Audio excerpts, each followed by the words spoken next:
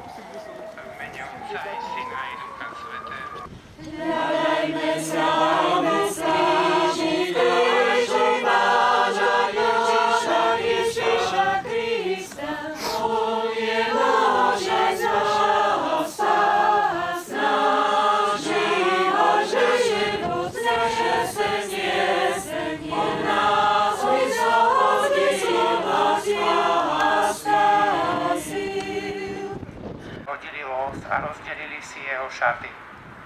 Potom si posadali a strážili ho. Nad hlavu mu dali nápis so označením jeho viny. Toto je Ježiš, židovský kráľ. Vedno s ním ukrižovali aj dvoch zločincov, jedného zprava a druhého zľava. Spoliehal sa na Boha, nech ho teraz vyslobodí, ako má rád. Veď povedal som Boží syn. Drahí bratia a sestry, úprimne sa kláňajme nášmu vykupiteľovi, ktorý bol za nás umúčený a pochovaný, aby vstal z mŕtvych. A pokorne ho vzývajme, volajme, Pane, zmiluj sa nad nami.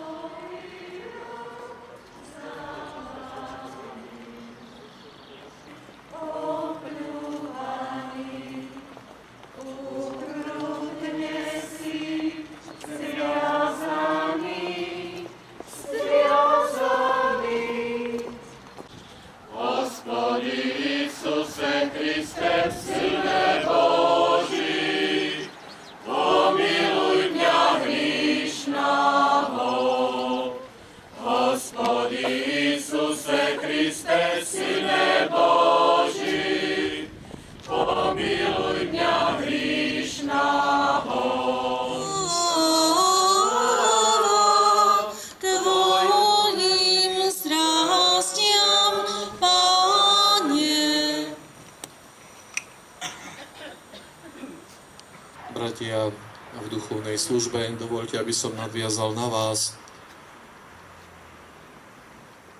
Na slova, ktoré zazneli, že dnes sa už pozeráme na Veľký piatok z perspektívy vzkriesenia. Áno, je to tak. Z perspektívy vzkriesenia, ktorá nám dáva nádej. Nebo